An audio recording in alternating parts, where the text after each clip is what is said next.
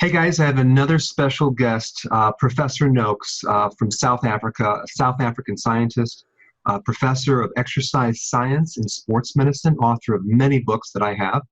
I'm really excited to talk to you today. So welcome from South Africa.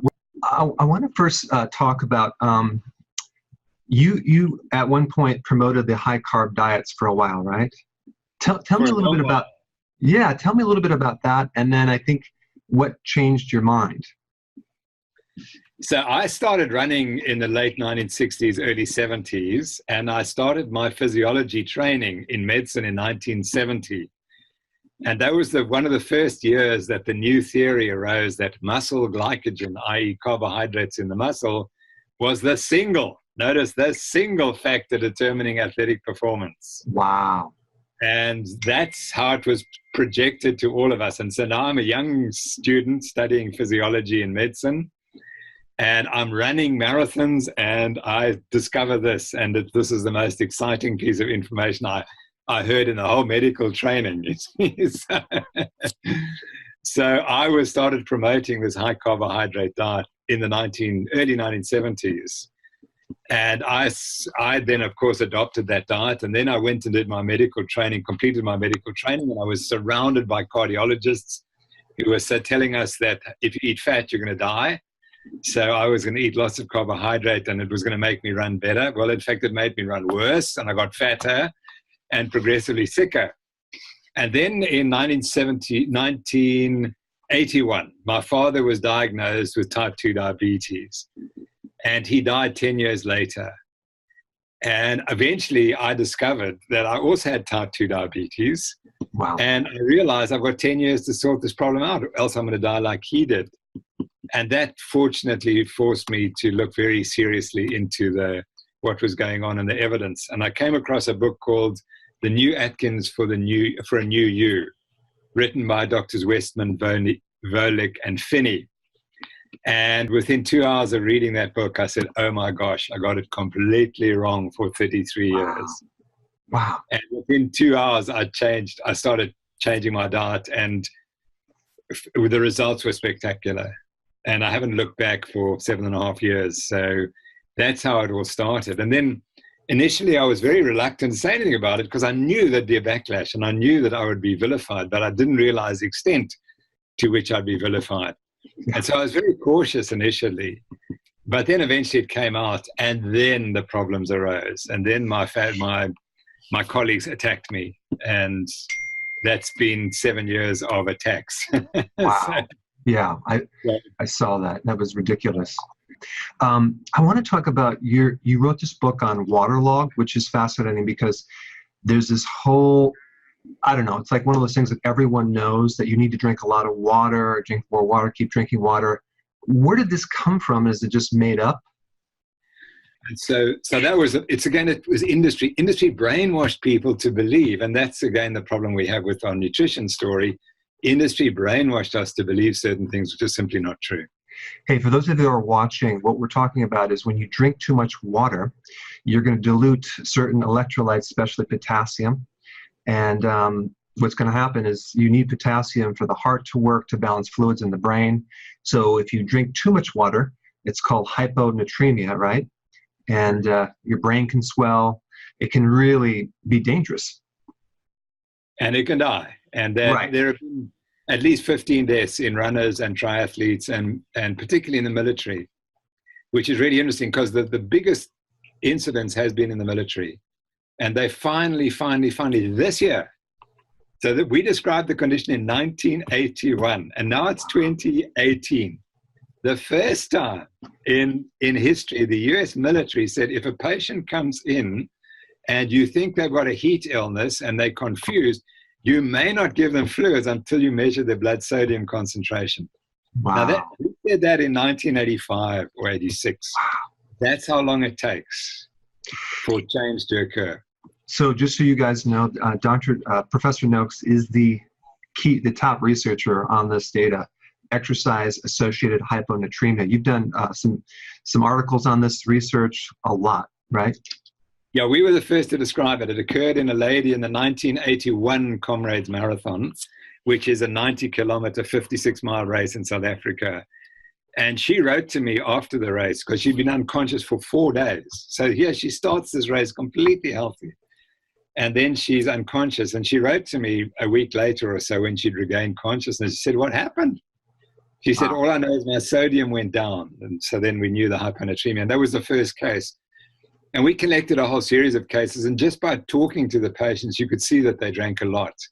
And there was clear evidence that one of them, for example, was a lady with anorexia nervosa who was very sensitive about her weight. And she said, "But you know, Prof, I put on 4 kilograms during this Ironman." And I knew I had to believe her because she would be, she would know what your weight change was. And another guy told me he'd passed like about 6 liters of urine in recovery. So then we were getting an idea. Then we did an investigation where we hospitalized 8 patients with the condition. These people were near death in the Comrades Marathon. And we studied them during recovery, and we could show that they all passed an excess of urine. And that average, the worst case was a guy who had excreted 6 liters of extra fluid. So he'd increased his body weight by 6 kilograms. Wow. So then we knew, and we published that paper in the Journal of Applied Physiology. And I thought, well, that's the end. We've proved what causes it. It's going to go away. Well, actually, no, because there were scientists who were being encouraged to say that this was nonsensical research and dehydration is the real problem. And if you tell people to underdrink, they'll all die of dehydration. That was the argument. And industry was driving it. And then the American College of Sports Medicine brought up the new guidelines in 1996, and they said you must drink ahead of thirst, essentially to drink as much as tolerable. That was the ruling. That was the advice. And there's no biology that tells you that you must drink to as much as tolerable. Right. So we have to drink when we're thirsty, right? That's the common sense type solution. Yeah, absolutely correct. And that's how all animals drink. And so why should humans be different? But we... Right. Yeah. So let's touch on this common thing that people, like athletes, that keep asking me, yes, but if I lower my carbs, I'll lower my performance when I'm working out or I'm doing athletic activities. Can you touch on that? Yeah. Okay. I think that we have to realize that 99.9% of athletes are recreational athletes. And that's the point. So when we talk about the 0.1% who are competing in the Olympics at short distances, say up to 5 or 10 kilometers, yes, I think there may well be a role for some carbohydrates in them. But for the recreational athletes, really, if you run a minute faster or a minute slower, that's not important. What's important is your long-term health. And what worries me is that there are a lot of athletes like myself who eat a high carbohydrate diet and then damage themselves for life. And that's the issue. And I think actually most ultra distance runners, even if they're eating a higher carbohydrate diet, are probably fat adapted because they do a lot of training in a carbohydrate depleted state. Because if they wouldn't, they couldn't do what they do. Right. They don't understand that they are actually significantly fat adapted, even though they're eating, or they think they're eating, a high carbohydrate diet. Fascinating. And so you tap out the glycogen reserve, and then sometimes they'll hit this wall, call it the bonk or something. Correct. And that's when you want to be burning fat. And then if you're fat adapted, you can just carry on all day. So to answer your first question, if you're probably fat adapted, you don't need to eat. And then the other question I have, there's another concept of that if you eat too much fat, people are going to say this, well, aren't I going to increase my cholesterol? Am I going to die of a heart attack? Can you touch on that point? Yeah, well, I'm glad you asked that question, because I would encourage everyone to go to the Virta Health, VIRTA Health website. And Virta Health has just completed the first year of a 2 or 3 year study in which they fed high-fat diets to diabetics. Now, okay, so to get better, and 60% put their diabetes into remission. But more importantly, they measured 24 markers of cardiovascular health, 24 markers.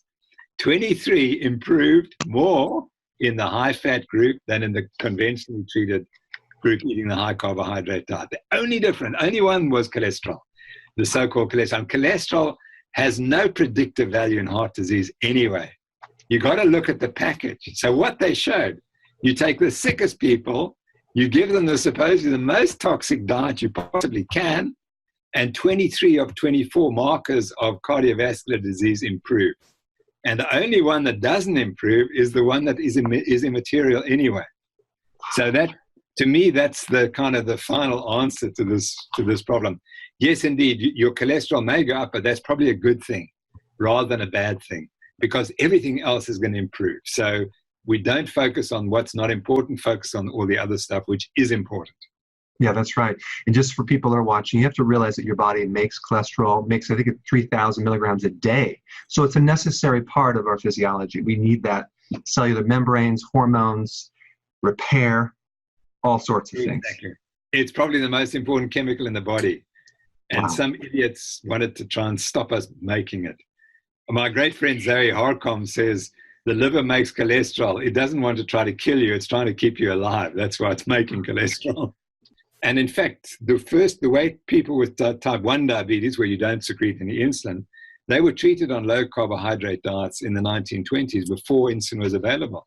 And that was the only way you could get people to live any longer, was not feeding them carbohydrate. But we kind of forgot that. Wow, I didn't know that. That's interesting. Yeah, So what type of interesting activities or research are you currently doing right now in your lab or your office? Yeah, I'm retired, but we have a foundation, the Nokes Foundation, and we try to fund research and my interest obviously is in diabetes, and we're just gearing up now for a study of people who are reversing their diabetes. So over the years, we developed a laboratory where we could study pretty much the whole metabolism of the human body. And we've just added measurements of liver glucose production, because that's what really goes wrong in diabetes, is you overproduce glucose. So we can now essentially measure everything we need to measure in diabetic patients. So we're taking a large sample of about 40 people with diabetes, and we're measuring their metabolism before we put on the intervention, which is a low carbohydrate diet. And then of that 40, we're hoping 60% will reverse. And then we'll see what has changed in that group.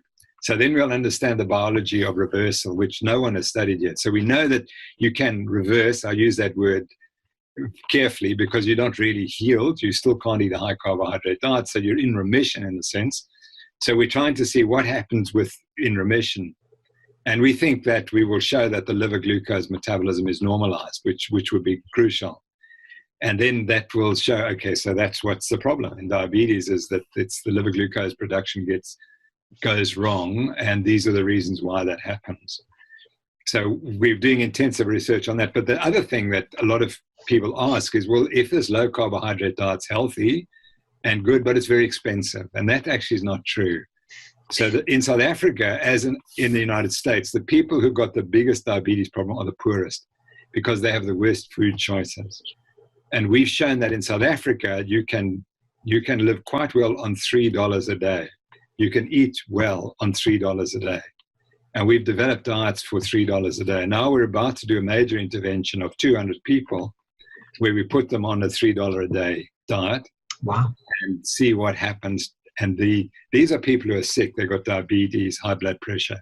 And we suspect that once you take the sugar out, because these people are completely sugar addicted and carbohydrate addicted, because that's all they can afford or they thought that's all they could afford.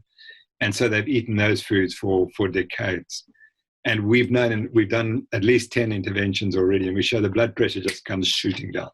Wow. Just like within 3 weeks, the blood pressure starts to normalize, and they don't need their medications, and they start to feel in control, because these are the poorest of the poor who have no control of their lives. And now we've shown them, actually, we can control your medical issues. And it's absolutely eye-opening, and it's so rewarding.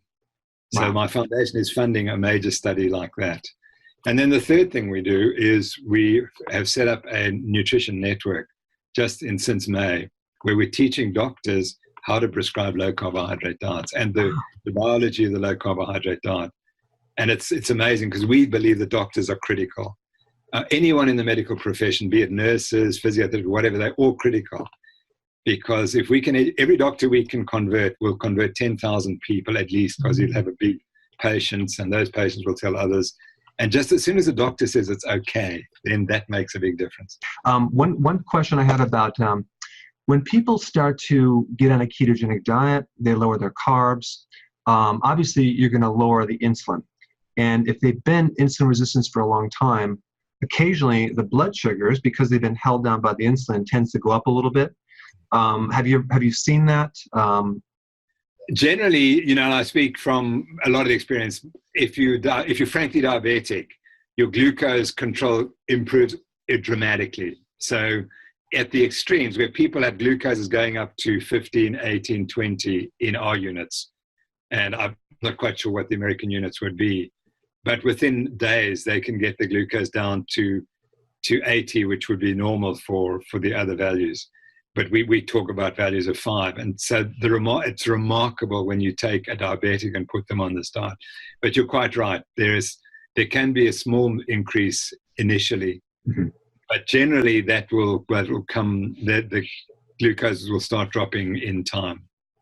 Wow. This is awesome. I want to just thank you for your time for doing this interview. And I think you shared great insights into what could be possible to improve health and the kind of counterintuitive viewpoints that are kind of shattering some of the myths out there, the mainstream. So I want to thank you for this interview, and I hope to talk to you soon with some more updates. So thank you very much. My pleasure, Eric. It was lovely chatting to you. Thanks so much. Great.